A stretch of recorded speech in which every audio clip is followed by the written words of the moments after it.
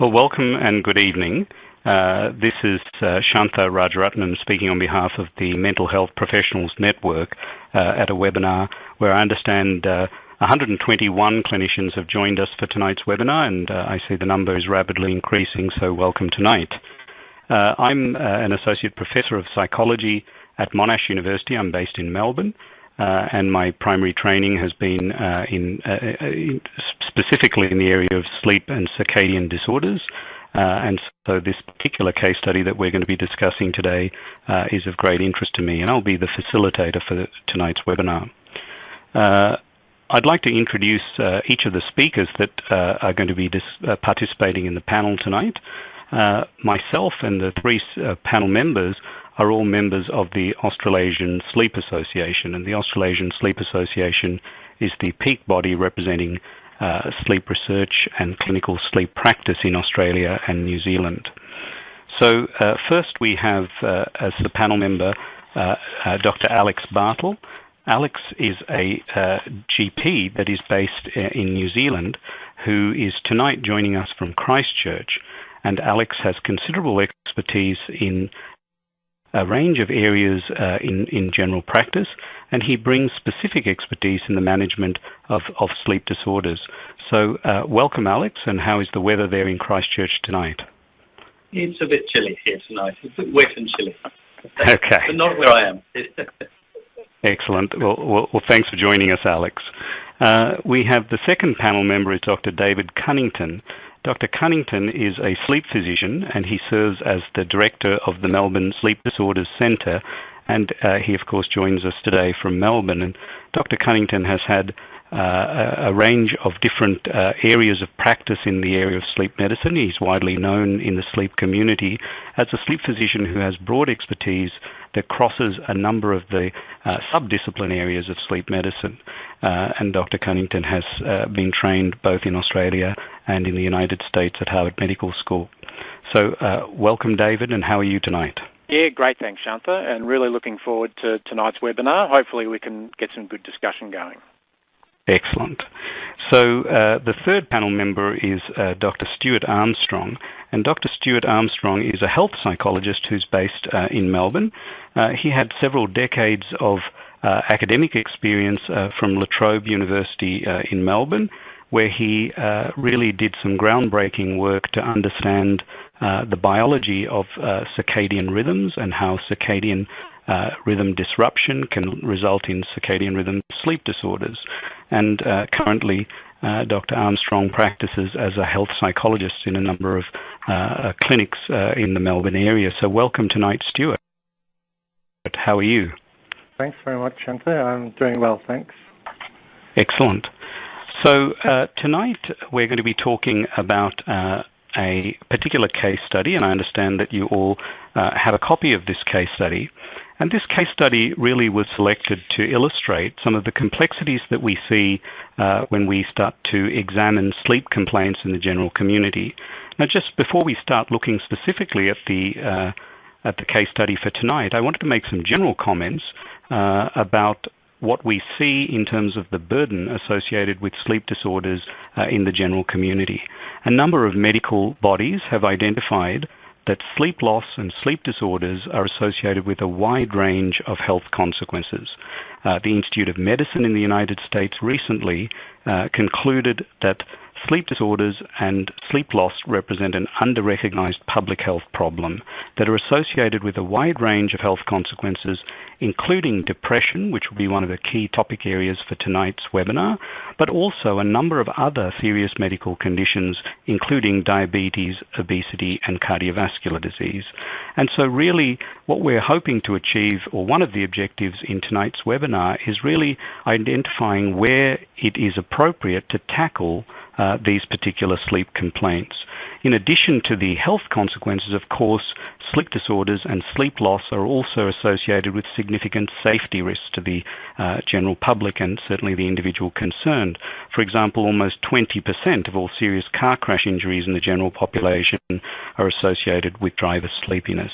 So all of the speakers tonight are really committed to clinical practice and research in the area of sleep, And tonight we're going to begin to understand how this complex constellation of symptoms such as insomnia, depression, and anxiety can manifest in a particular clinical case, and how to start dissecting these different symptoms and addressing the appropriate treatment approaches. So our case study tonight is Natalie, and she's a 21-year-old woman who's studying architecture at university. Now, I'm not going to go through and read the case study in detail. You have it there in front of you, but you would have seen from this case study that key topics that we'll be considering are the interrelationship between the sleep complaints and Natalie's history of depression and her report that she experiences anxiety. And in addition to that, we'll be considering how to best identify or diagnose the type of sleep complaint that Natalie is experiencing. And to do this, we'll be considering the category of sleep disorders called circadian rhythm sleep disorders. And from that, we'll be asking each of the panelists to comment on what might be the appropriate or approaches to identifying what type of sleep disorder Natalie is experiencing, and also what might be the appropriate treatment approaches. So the panel discussion is really to illustrate how integral the collaboration between general practitioners, sleep physicians, psychologists, and psychiatrists are to the management of a case like this. And so I really welcome all of these panel members and encourage a fruitful discussion. So also to remind you all that are participating in the webinar tonight that there is a chat room where you're welcome to post questions that I will try and get to in the discussion part of the webinar. So if we can just move through these slides, and I'll quickly go through. We've introduced the panel members there, and the first presenter for tonight, I'll hand over to Alex Bartle, who will lead a discussion on the GP perspective of Natalie. So over to you, Alex. Thank you, Shanta.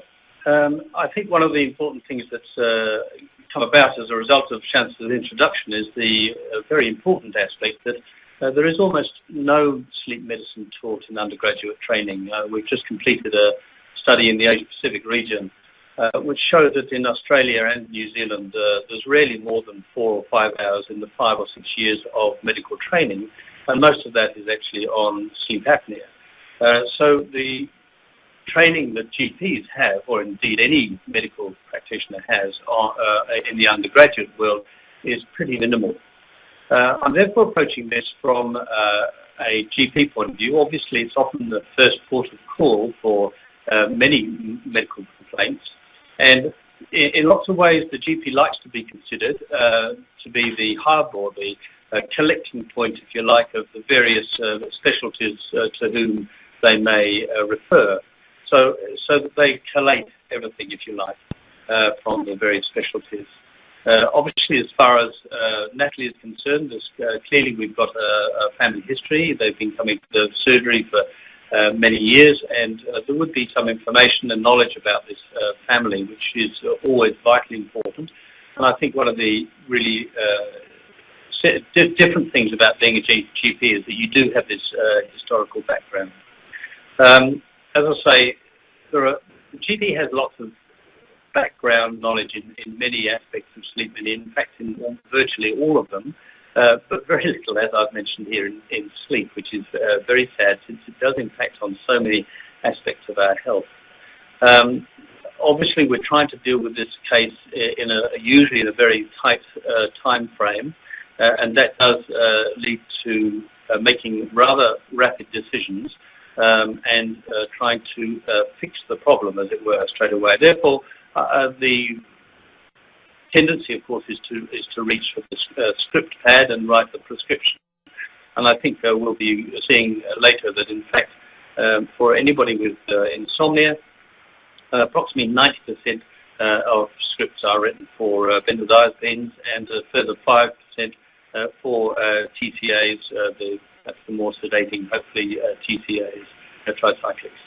And the key factor really that I want to impress tonight is that we need to know as GPs, we need to know when to get out. I think that's always an important factor for any general practitioner, whether they're dealing with cardiac problems or asthma problems. But when it becomes unsure, we need to know who to turn to and how we can access their expertise. Next slide. Next slide, thank you.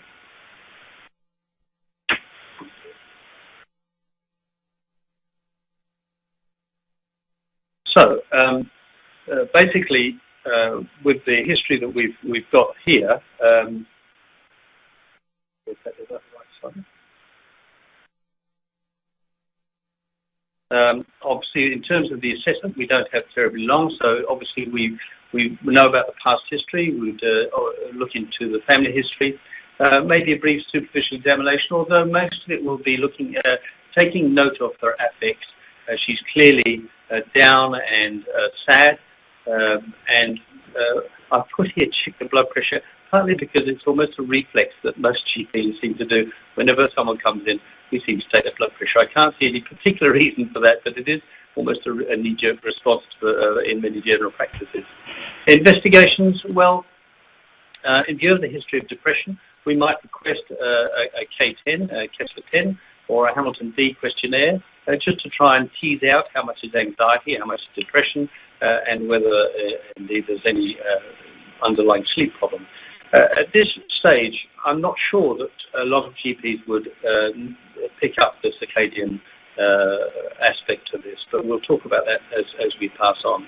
I guess in terms of the fact they're very tired, she's tired and down, then if we haven't done recent blood tests, it might be worth just checking on some blood count, iron, ferritin, thyroid, and maybe even the blood sugar, just to make sure we're not missing anything obvious in terms of their actual medical complaints rather than any psychological problems in the mind. Finally, in terms of assessment and diagnosis, I guess we're looking at she's fairly anxious, coming up to the exams. She had a previous diagnosis of depression, although we're not entirely sure how long that was, or whether indeed it was actually just a bereavement depression, or whether it had been quite long-lasting. But clearly there's a history of a little bit of depression, and so that would be something that we would consider treating. So that's where we'll go from there. So initially, citalopram is, I guess, it's a good antidepressant, fewer side effects generally than some of the others. I start off just a half tablet for 4 days, and then increase to 20 milligrams. Take it in the morning because in general it tends to be rather more alerting. It would not help the insomnia, although a small proportion of people do get quite tired with taking citalopram. Now, melatonin is just come onto the market in the form of circadin. They're very active in promoting this medication as being a natural product with no side effects. And being a GP who's just had a visit from the circadian people, then I may well be tempted to try this to help Natalie sleep, but also would consider perhaps some sedative in the evening to try and help her get to sleep more easily and to reduce some of that anxiety. Arranged to see in 2 weeks, obviously checking on the effect of the citalopram and just seeing how we're going in 2 weeks. So in a limited time, that's probably the GP look at what's going on here. Thank you. Thanks, Alex, all in 15 minutes. So one of the, of course, the GP plays this vital role in Natalie's case and in many cases that present like this in making the important decisions about whether referral would be an important pathway for this particular case. And so I want to now go to a sleep physician's perspective as a specialist in sleep medicine to talk about how a sleep physician may approach Natalie's case. So, David, can I hand over to you? Yeah, thanks, Shantha, and thanks, Alex. That was really great, really nice sort of introduction. So a couple of things I wanted to talk about. So one's just to let people know what a sleep physician actually is. So I'm an adult physician in the same way we have cardiologists and oncologists and nephrologists that look after kidney things. We just don't use the term somnologist. Maybe we should, but it's a consultant physician who's expert in adult medicine, but has specialised particularly in the area of sleep. So that training pathway is a minimum of 7 years postgraduate training, of which 1 year's got to be specifically in sleep. And, as we said in the introduction, I manage a range of sleep problems. So it's not just sleep apnea, though that historically has been a focus for the specialty, just as the way the factor of the way the specialty's developed. But the specialty's really evolving into a much broader practice because that's the demand. There are lots of people in the community with a range of sleep problems. As everyone's aware, this is what we see. So we need to do a good job of managing a range of sleep problems. As a field, we're trying to foster that. And the way we're trying to... psychologist or a student studying psychology and not currently a member of... So the way we're trying to foster that... don't miss out on being... Thanks. The way we're trying to foster that broader practice is from the ground up. So we've got a new sleep curriculum that came in 2011 with the College of Physicians. So all advanced trainees now have to have training in insomnia in particular, as well as a broad range of sleep problems.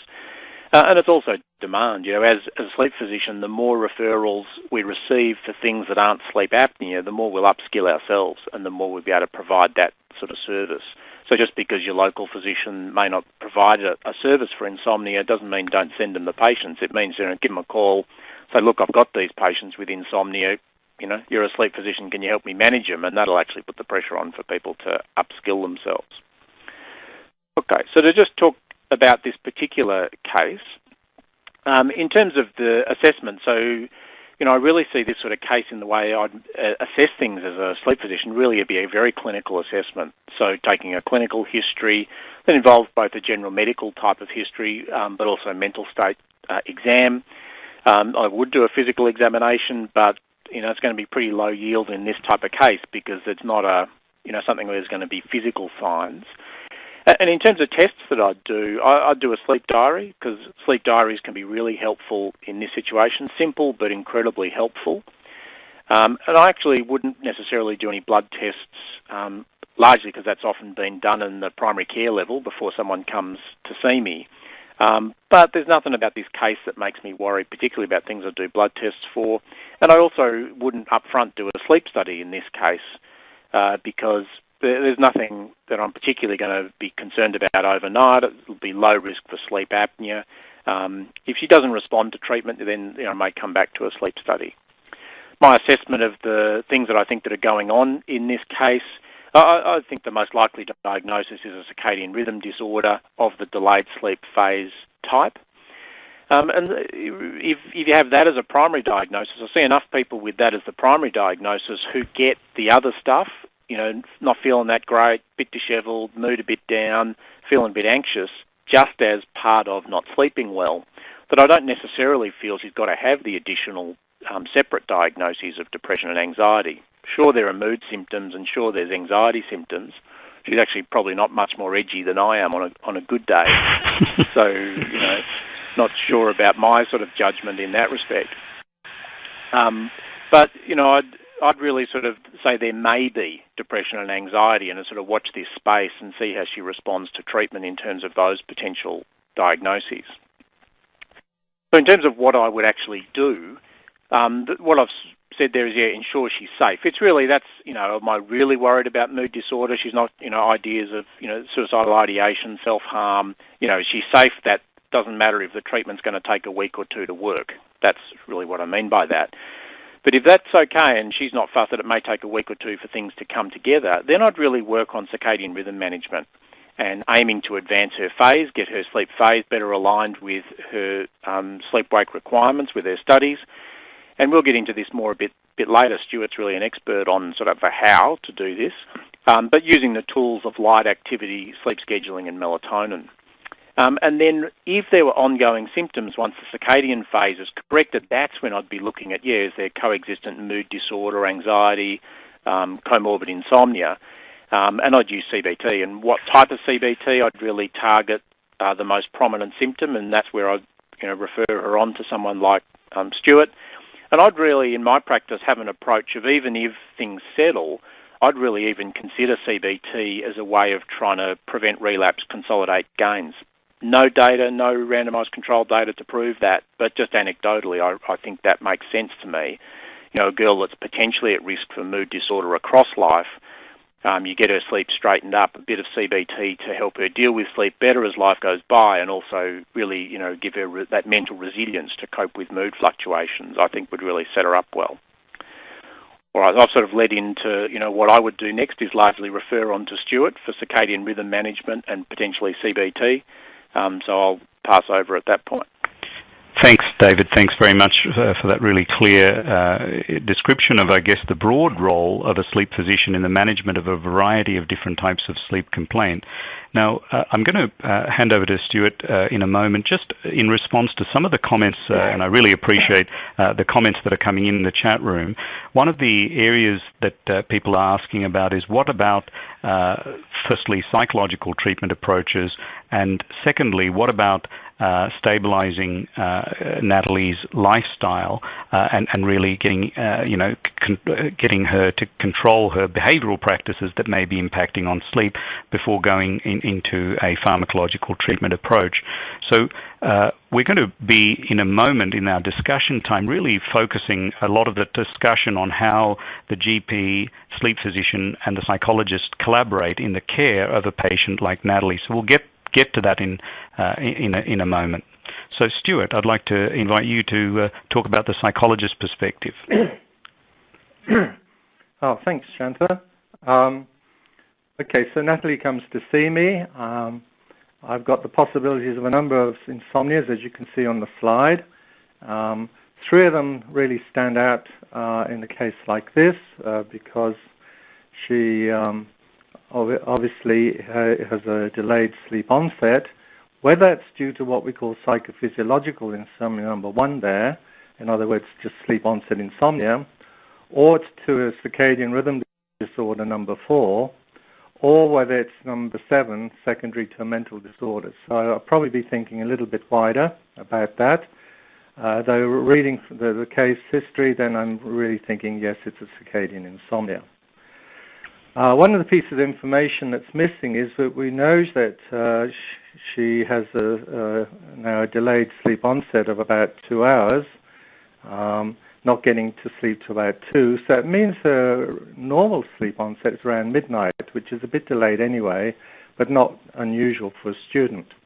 What we don't know is when she actually wakes up normally, and that's quite important. Because if she used to sleep, say, from midnight till say 7 in the morning, and now she's sleeping from 2 till 7 in the morning. That doesn't sound like from 2 to 7 in the morning. That doesn't sound like a circadian disorder, because the wake-up time should also be delayed. We can throw out idiopathic insomnia because that's childhood. She didn't have that. Paradoxical insomnia, which is where they believe they're a sleep state misperception. They're awake when they're asleep. That's usually in the latter two-thirds of the night. And inadequate sleep hygiene. I wouldn't be focusing on that, but I'd really want to know about her caffeine intake, because that's really very important. And some people become super sensitive to caffeine without knowing it, and we should know about that. So those are the basic thoughts that will be going through my head. I've got 3 in mind, of which 2 are probably the most important. This is just a slide from Dan Bicey saying whether her sleep onset problem is a circadian factor, whether it's a psychiatric factor, whether it's a medical factor or a medication factor. There's always some of this psychophysiological factor here, psychophysiological insomnia, which has to be addressed, even though it can be quite short. So psychophysiological insomnia comes up everywhere. Can I get the next slide, please, Gavin? Thank you. And this is one of the handouts I give to the patients, clients, it depends on the way I'm working. I tend to see it as classical conditioning, even though it can be instrumental. Just explain that before the conditioning, bed and the sleep environment, obviously for sleep and restitution. during the day we have negative thoughts, worries, fears, etc., which produced a heightened mental, emotional, and physical arousal. Then during conditioning, of course, these two become paired together because the person lies in bed worrying at night. They keep themselves busy in the day so they don't have to look at it. And sometime, it can be 4 days, it can be 4 weeks, it can be 4 months, then the insomnia has become a conditioned response. So the good news about that is what's conditioned can be extinguished in particular different ways. Can I have the next slide, please, Gavin? Yeah. So from a psychological perspective, assuming it's not a circadian rhythm disorder, these are the sort of things that we do. It's called CBTI, cognitive behavioral therapy insomnia. These are the evidence-based ones. I tend to use a lot of non-evidence-based myself. It's sleep hygiene education, invented by Pretorius psychologists. Stimulus control therapy by Boots and another psychologist, which breaks the nexus between lying in bed awake. Paradoxical intent, I won't go into that, most psychologists know what it is. And bed restriction therapy, originally called sleep restriction, which that used to give the wrong sort of meaning, so call it bed restriction now by psychologist Art Spielman. And then cognitive therapy by people like Charles Morin and Colin Espy, also psychologists. And then there's a whole pile of physical and mental relaxations. And today, mindfulness would be put in there because it's being very popular. So the cognitive, the psychologists listening, are things like, they actually fall quite easily into 5 groups, and we can talk about that a bit later. The next slide, please, Gavin. So one of the quandaries we got here is about the relationship between the insomnia and the depression. We do know from some studies that were done, over 10 years, about 10 years ago, that pre-existing insomnia is the highest attributable and potentially treatable risk factor for first episode depressive disorders. And the bottom of the slide seemed to disappear, but it did have the Hunt report, which was sort of reporting the other way just recently in 2012. But at least we know that with certain insomnias that we expect to get insomnia, and it's actually quite common in people with delayed sleep phase disorder to be depressed. And we also know that if you fix the delay in the sleep, the circadian delay, then the depression will actually have a reasonable therapeutic outcome just by doing that. Next slide, please, Gavin. And I think I might just leave this slide and come back to it a bit later. Okay, Stuart. Before getting to that, yeah. If that's okay to do that? Yeah, absolutely. So what we might do now is, there's lots of questions coming in. Stuart, did you want to go through the light treatment part of it? I thought I might do it later. I'll see what comes out of the discussion. Sure.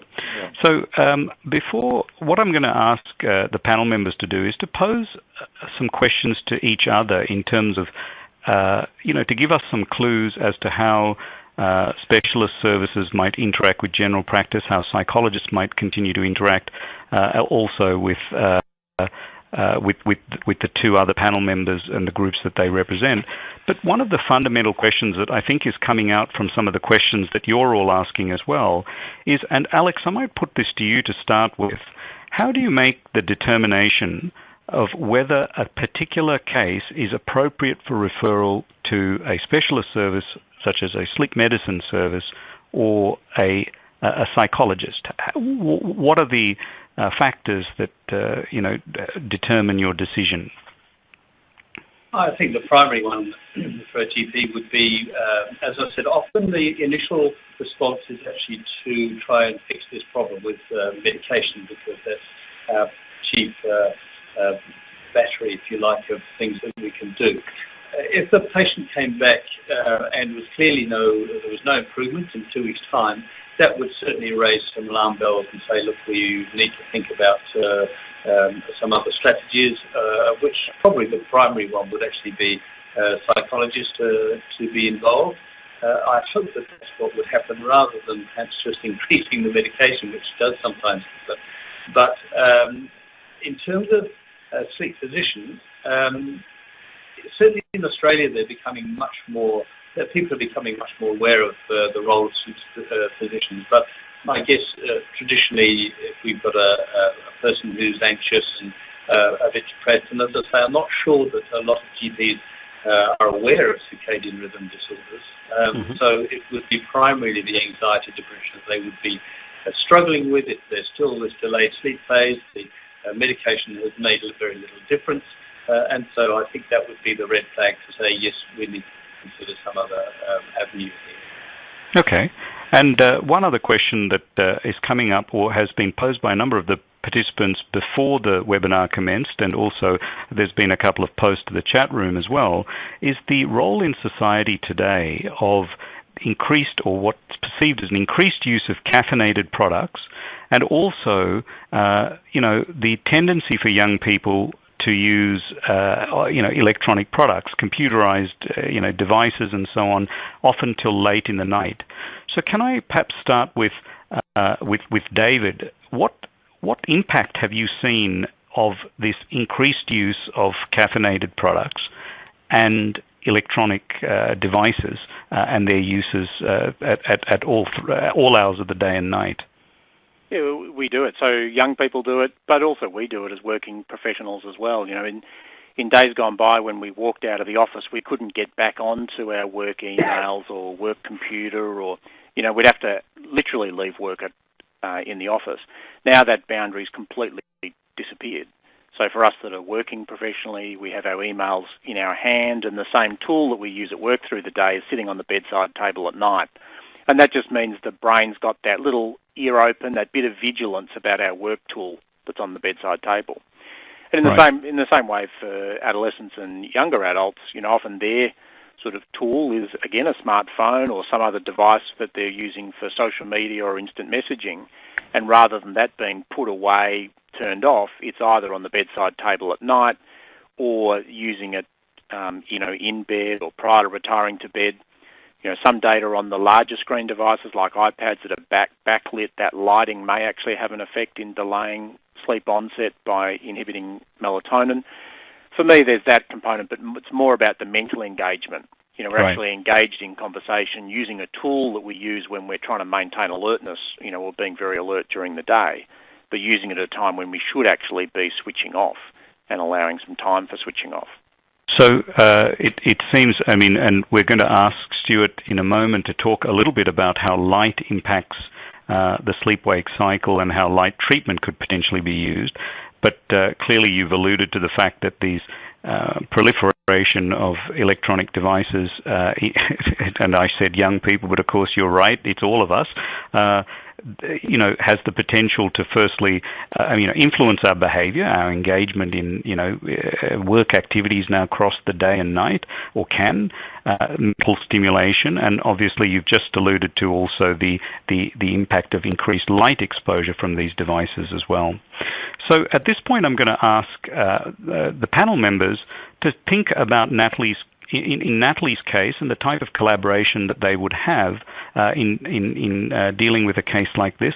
What are some of the questions that they would like to pose to their colleagues about the management of a person like Natalie? So I'm going to ask Stuart first to think of questions that he might pose to Alex to start with, in terms of some approaches from a general practitioner's point of view of managing Natalie's case. So, Stuart. Thank you, Shanta. Alex, one of the things I'm a bit concerned about, because we've got this bi-directional thing between insomnia and depression, and that part of the reason to say that Natalie's maybe depressed at the present is because there's been a prior history. But what she had back then was a grieving, and grieving actually can be normal in one sense, if I can use that term, not necessarily depressed. And so I'm wondering whether at the time of death this was indeed just a reactive depression rather than a normal grief for Natalie. And I'm just wondering, what you do at your level to sort of make a decision to in a case like that, particularly if it was if medication was being involved, particularly the SSRIs, which actually can produce insomnia. Yeah, indeed. This is one of the reasons, I guess, we tend to give SSRIs in the morning rather than at night. And of course, the SNRIs are particularly prone to insomnia as well. I think initially we'd have to take it as read that that initial bout when the maternal grandfather, I think it was, died, that there was a period of true depression afterwards rather than just a reaction to the death. Although I understand that the new DSM-5 is coming out, and that's actually putting that as a separate category of depression, which is perhaps a little bit alarming. So I think if there were antidepressants prescribed at that stage, I can only assume that it was a little bit more than just being upset for a week or two. However, you're quite right that, that would have been inappropriate to actually have treated with antidepressants. And indeed, with this particular case, I also, of course, I'm aware of the circadian rhythm problems and of the insomnia that needs to be treated to try and obviate the obvious moving on to depression that often does occur. So, I think that we'd probably find, actually, that after 2 weeks of the citalopram, that there was very little change. And, of course, as we know, we can treat the depression quite well with any depressions with SSRIs, but that really makes a difference to the actual sleep in the end. And so if we were still stuck to the sleep, then we'd need to move on.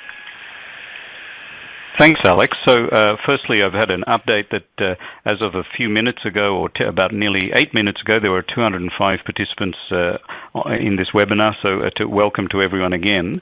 Can I ask you, Alex, a couple of questions are coming through about other types of tests that might be done. So, for example, one of the participants on the webinar has asked about vitamin B12 and whether that would be something that you'd routinely test for in a presentation like this.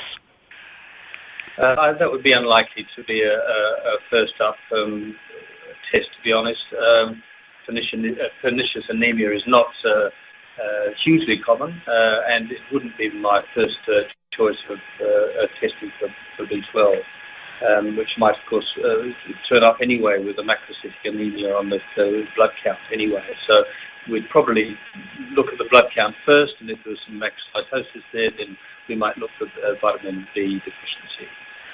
Okay. And just following on from one of Stuart's points that he made in his question, this complex relationship between depression, sleep disturbance, and now we've introduced a further complexity by talking about circadian rhythm problems. Now, I wanted to spend a few minutes just focusing on that because that has prompted a number of questions from people particularly prior to this webinar commencing.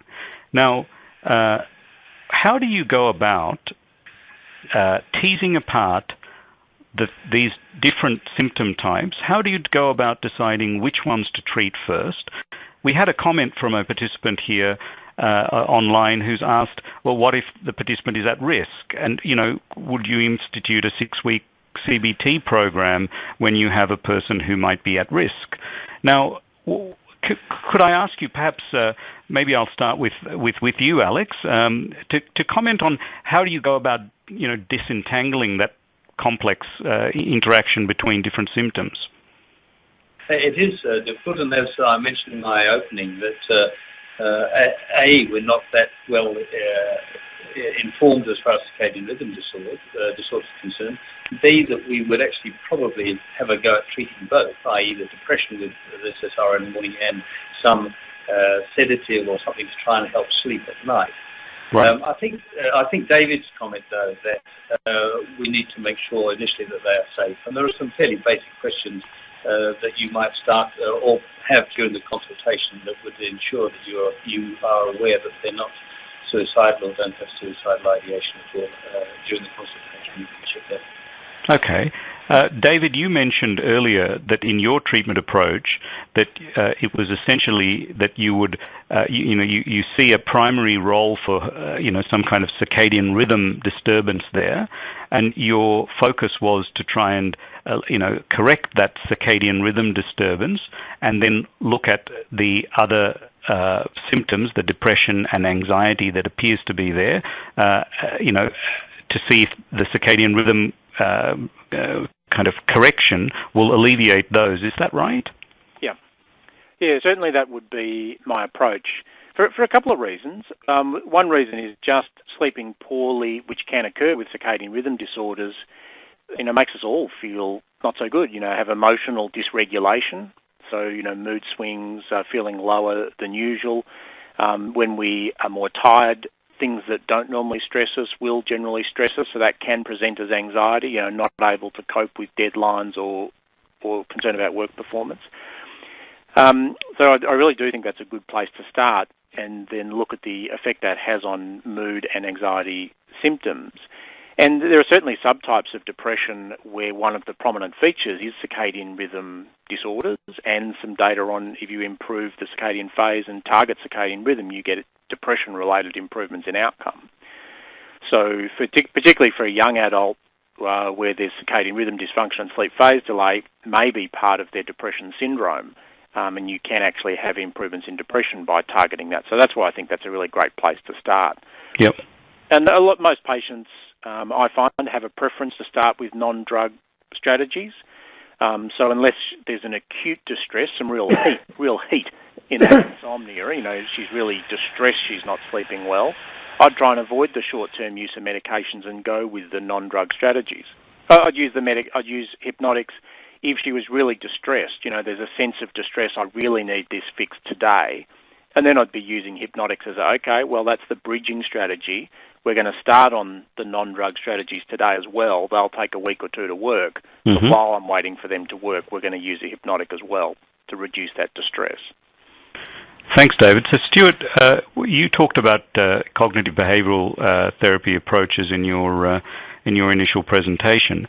How do you go about, you must deal with, in Natalie's case, we see, sleep as a prominent complaint, and her sleep complaint has led her parents to seek out help from a general practitioner.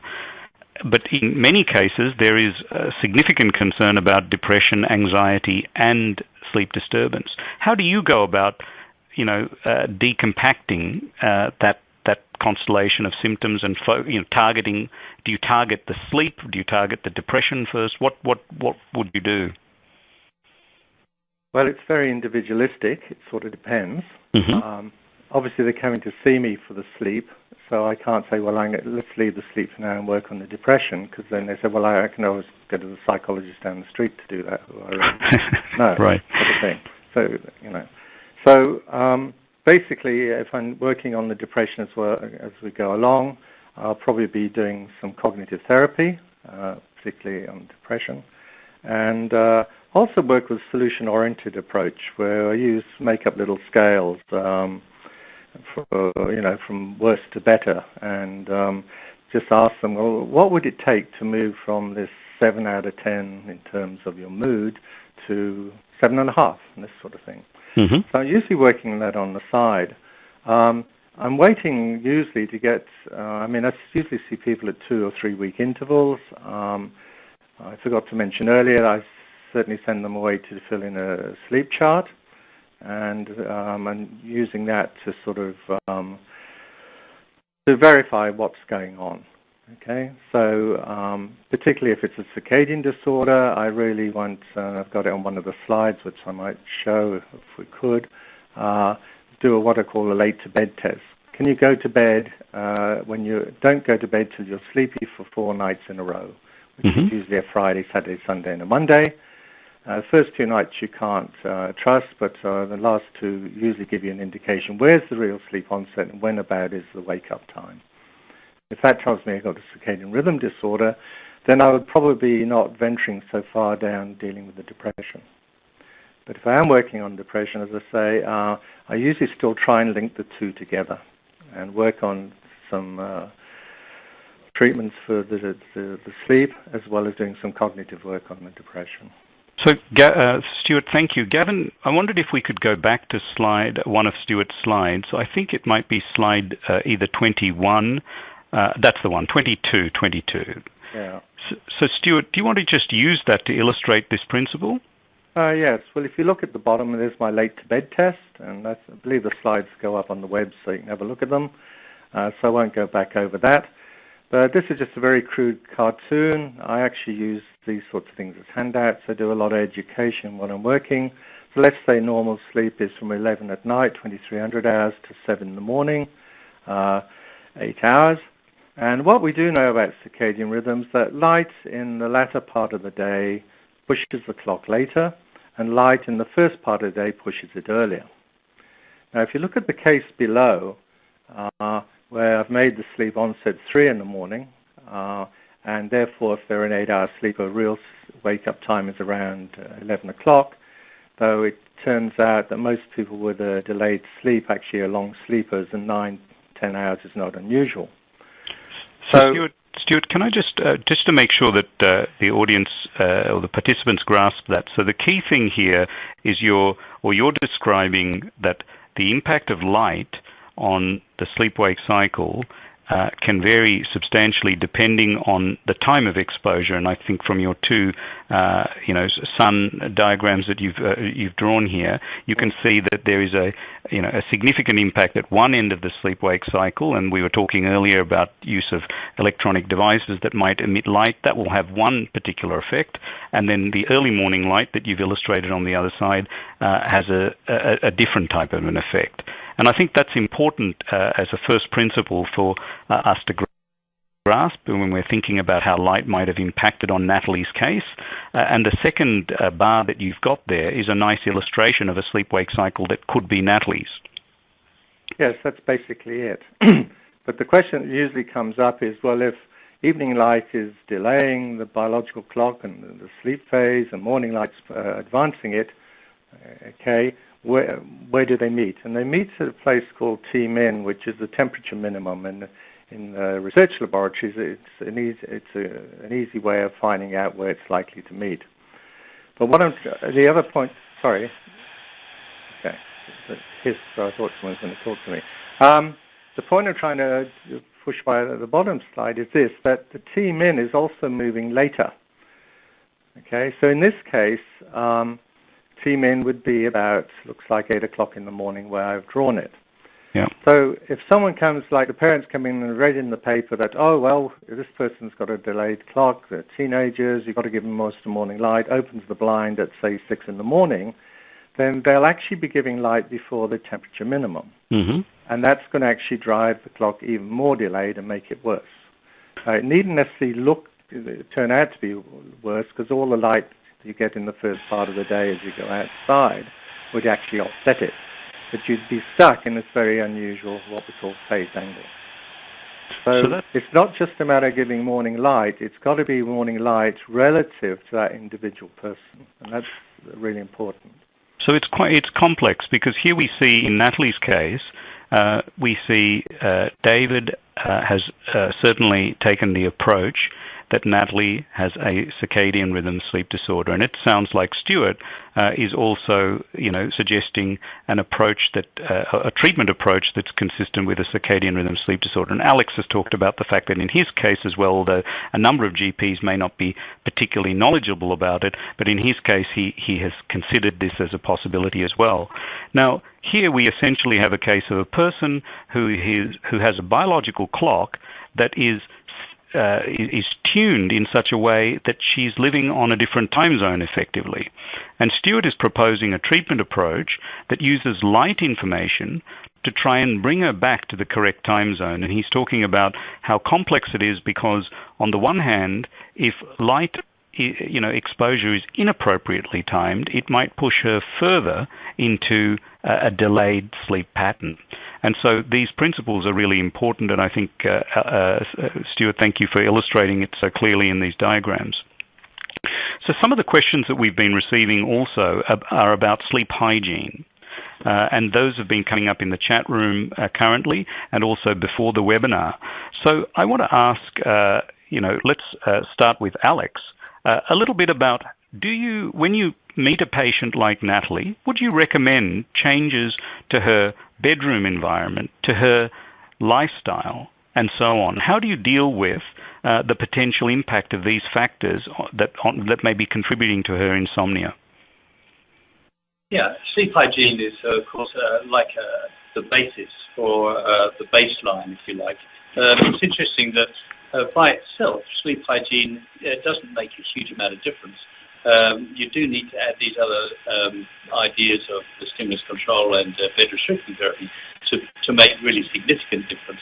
But nonetheless, they're very important, and there are whole aspects of sleep hygiene, such as making sure your environment is cool but not cold, to make sure, I think the ideal is thought to be around 16, 17, 18 degrees, something like that,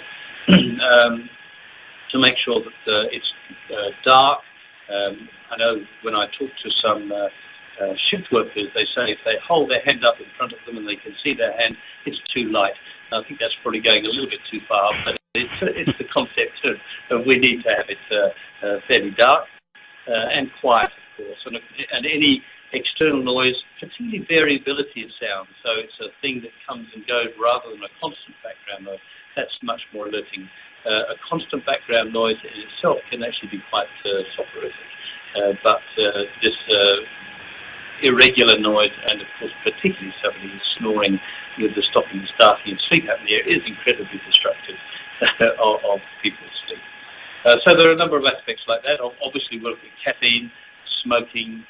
Alcohol is an interesting one, in that obviously if you have more than about 2 or 3 units in the evening of alcohol, it's likely to help you go to sleep more easily, but the sleep is likely to be much more fragmented. Yep.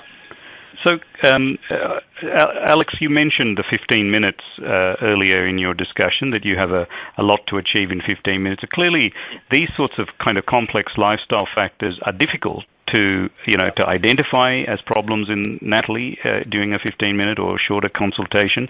Is this something that you would typically, or you would see as a role of a psychologist or a sleep physician to address, if you refer on? Absolutely, those are the sort of things I hope that they could do.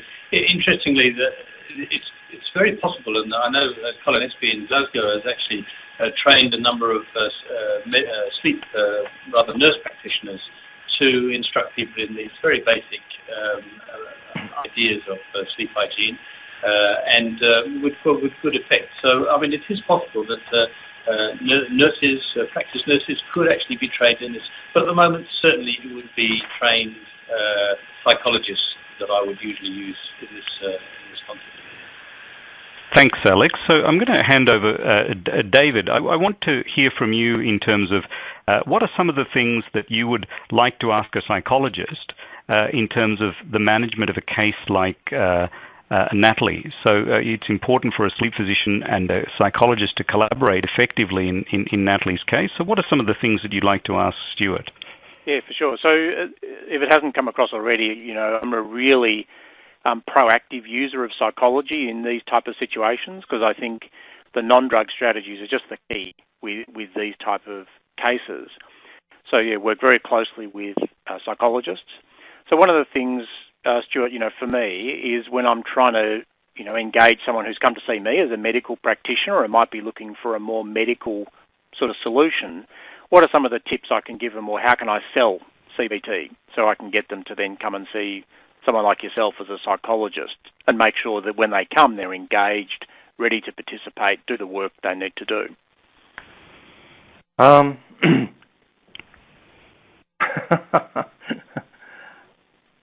I guess it's hard to say exactly. I mean, you have to actually tell that there has to be a commitment. Yep. It can take a number of sessions. It's not unrealistic in some cases to do it within the 6 sessions of the mental health care plan. Yep. But in other cases, it can go on for quite a long time. What would you like to, Stuart, perhaps one way to see it is, how would you like to distinguish, or how would you suggest when a sleep physician, has has Natalie in front of her and is in front of him and is is putting to Natalie that there are cognitive behavioural approaches, there are potential management approaches that involve pharmaceutical products. How would you suggest that the CBT option be presented to Natalie? Well, sorry, my voice keeps going, but there are quite a few published papers showing that the behavioral interventions are equal to, or even in some cases superior to, medication. Yeah. Right. So that's an important point to put straight away, I think. Yep. And it's on top of that,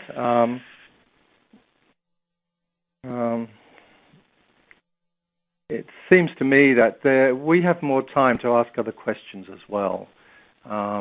We have up to an hour, and we can tease things a bit further. So I'm often getting people who've been misdiagnosed. So if you're not sure at your end quite what's happening, then at my end I've got better chance of perhaps teasing things out a little bit further. So that's also a further advantage. And again, in terms of the medications, even if they work, you get tolerance to a lot of them, and you don't want to take them for the rest of your life. So somewhere along the line, you're going to want the behavioral input. Yep. Now, one of the reasons something like some of the medications don't work is if you've got psychophysiological insomnia, and Natalie will have a little bit of this at least, then that's a learned response, and a hypnotic is not going to affect that learning. Yep. You'd need a totally different sort of drug, and I don't know if there is such one. Yeah, so I agree, Stuart. For me, the data is really compelling that the non-drug strategies like CBT are absolutely, the most effective treatments. But yeah, one of the barriers is that they do take some time to work. So I have to work pretty hard with patients on, when I first see them for the first time, some education around this is what the evidence shows, that these are the better longer-term treatments. So hang in there, persist. It does take a bit of work and a bit of commitment, but the results are there. And I find reassuring the sort of stuff patients like to hear is, all that work that's in the literature about CBT for insomnia. You work over 6-8 sessions over maybe 3 months, but at 12 months you still have improvement in symptoms. Yeah. So that it's not just that treat the acute episode. It is actually providing ongoing assistance. And then that other data we've got on the natural history of insomnia is it being a relapsing, remitting disease. It comes and goes. It might go away, but it's going to come back at some point. So that's my feeling about using it, even if people say, I was sleeping well, but now I'm actually sleeping a bit better, I'll just forget about it. Mm-hmm. Like, no, do the time, do the CBT, because it's going to come back. And if you feel better equipped to deal with it when it comes back, you're going to be able to self-manage a lot better. So go ahead, Stuart. The other thing I use a lot with the patients is I actually use case studies.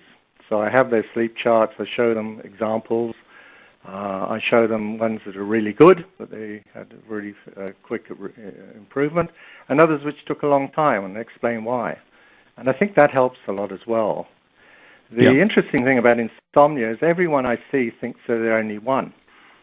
And yet you've got 6 to 10% of the population at any one time, and they don't realize on the web are all these chat rooms where the insomniacs talk to each other and tell each other what worked, what didn't work. Yep. But they all think they're individual. It's very interesting.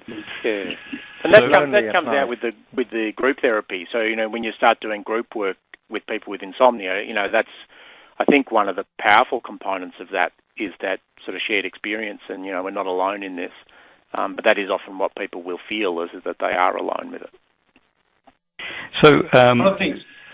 No, Alex, you go ahead. I was going to, from a GP point of view, I mentioned earlier the use of melatonin, which is a constant subject that comes up in general practice, and since it's a prescribed item, certainly in Australia and New Zealand, I'm just wondering if Stuart or David would like to comment on this. I'm, of course, now very aware of the downside or the fact that it really isn't that effective at all. But they've really had a huge push on this circadian, both in Australia and New Zealand, and I'm very nervous about that and very worried about it, in fact, because I can see it going out of the door in bucket loads. So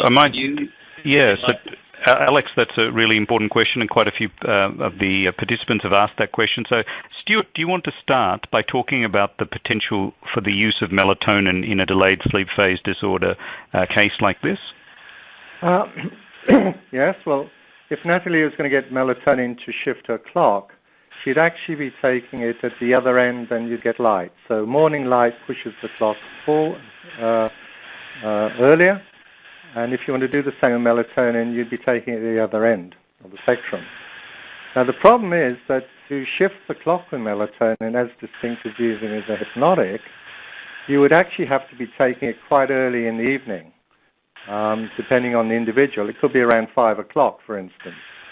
And that would mean you'd be taking it when you're driving home or something like that coming from work, which is quite a dangerous thing.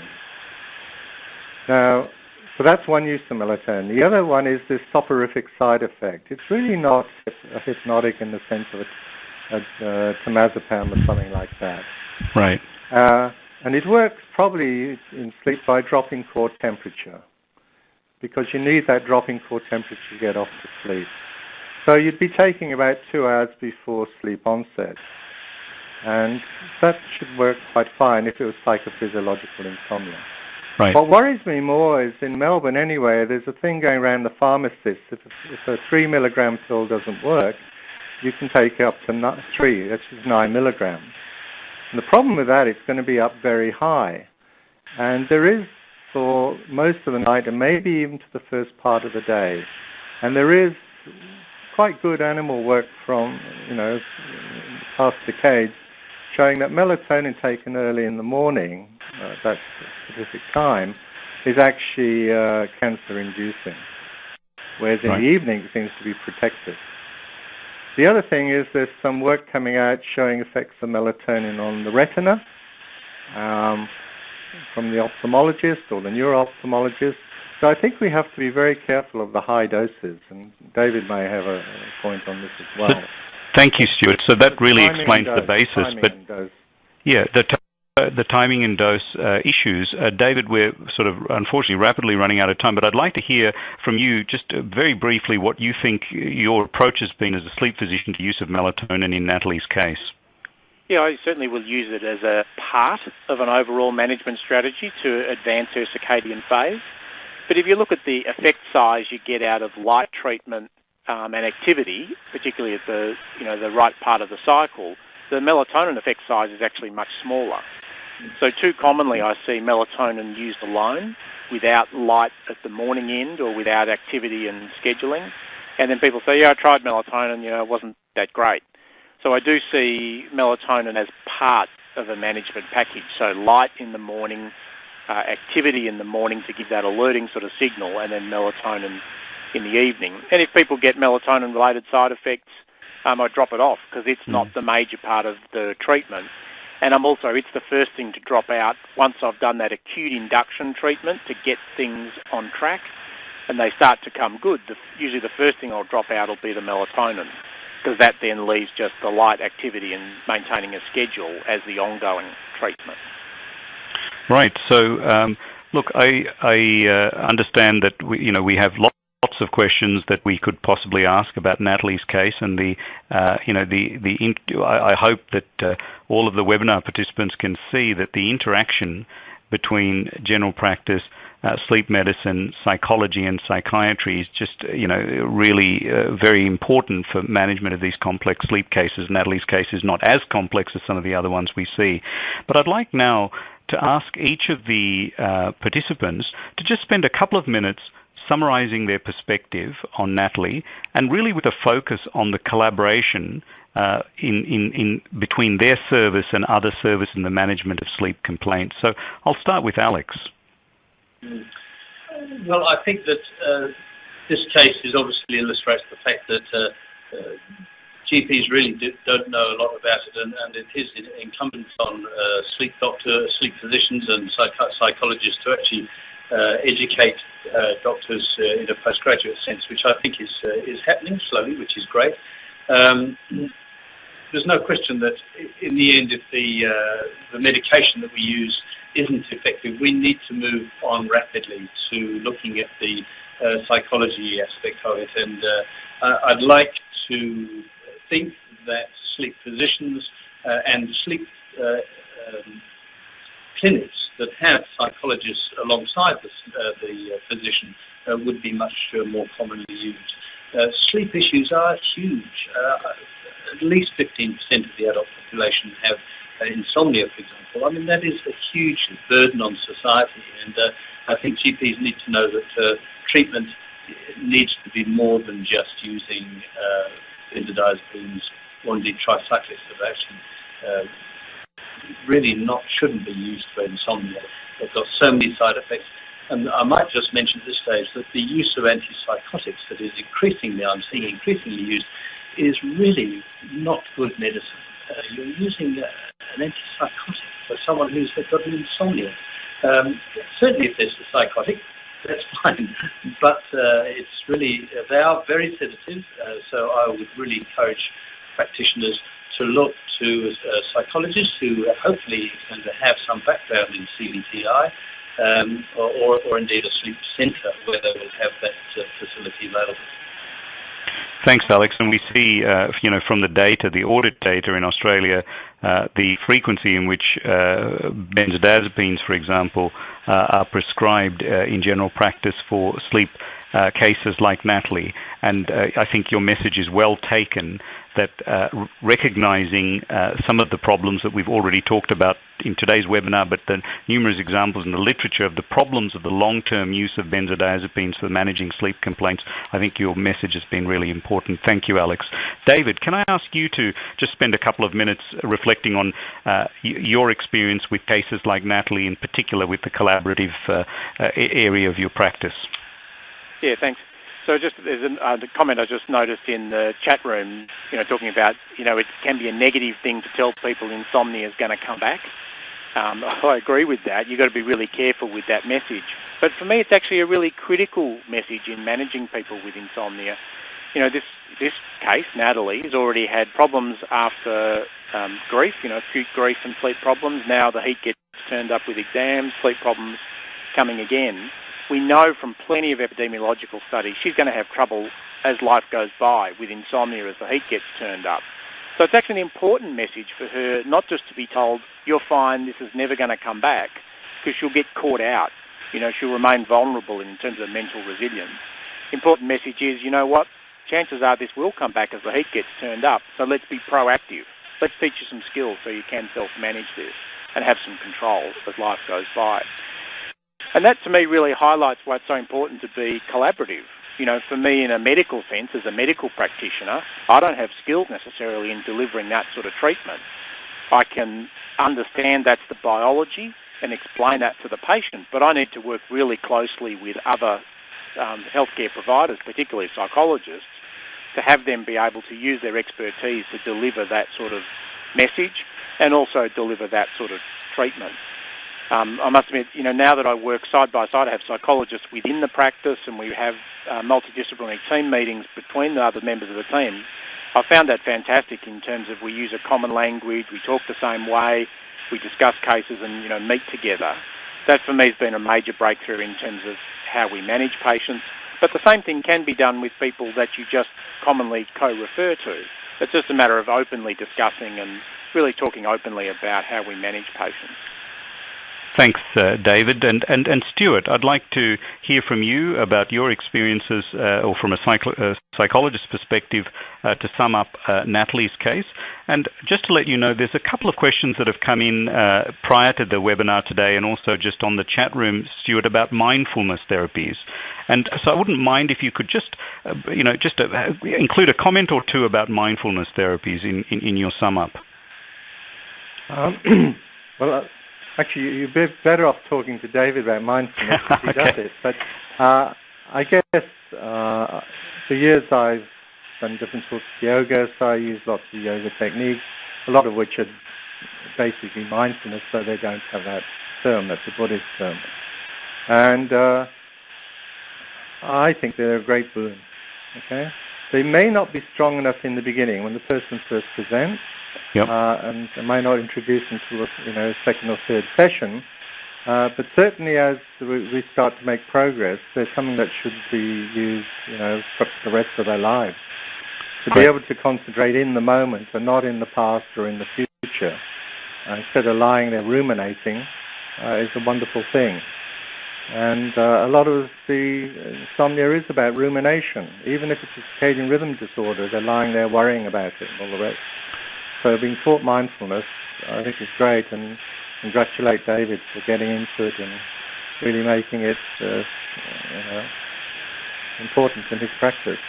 Great, Stuart. And in terms of your interactions with sleep medicine specialist services, with general practice, psychiatry and so on, any comments about management of Natalie's case in terms of the collaborative approach? No. I mean, I work in a clinic with sleep physicians and a surgeon. Yeah. And they're pretty good.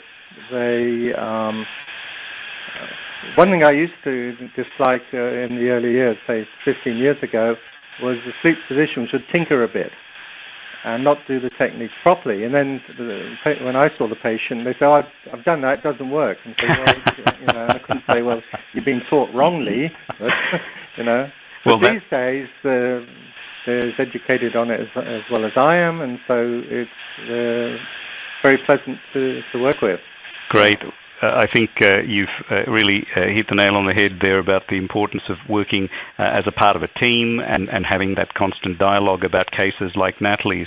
So, unfortunately, folks, we've run out of time, and I just wanted to summarize a couple of important messages that have come out of today's webinar. So, clearly, we see that sleep complaints on their own, separate to the depression and anxiety problems that Natalie has presented with, deserve attention. And we've talked about a number of approaches from the point of view of general practice, sleep medicine, and also psychology services in terms of how the treatment might be tackled in this case. We've talked about how circadian rhythm sleep disorders may be under-recognized and the particular approaches that might be required there. We've talked about how complex it is to understand the chronicity or the temporal profile of sleep complaints and depression and anxiety. We've talked about the importance of the collaboration that goes on between these services in the management of sleep patients as well. And I think these are all really, important, recognizing the burden of disease that I talked about earlier, associated with insomnia specifically, and more generally sleep complaints in the population that my panel members here have discussed. So I wanted to just within a couple of concluding statements, remind you to complete the exit survey before you log out, which you'll find in the Resources Library tab. A number of you asked about other resources that might be available. The Australasian Sleep Association website and the Sleep Health Foundation websites provide resources that might be appropriate to provide patients as well as health professional groups about the management of insomnia and a number of other sleep disorders. So finally, I'd like to thank all of you for your participation in the webinar tonight. I'd like to thank Alex, David and Stuart for their really insightful and excellent contributions. And I'd like to thank the Mental Health Professional Network for coordinating this wonderful webinar. Thank you, everyone.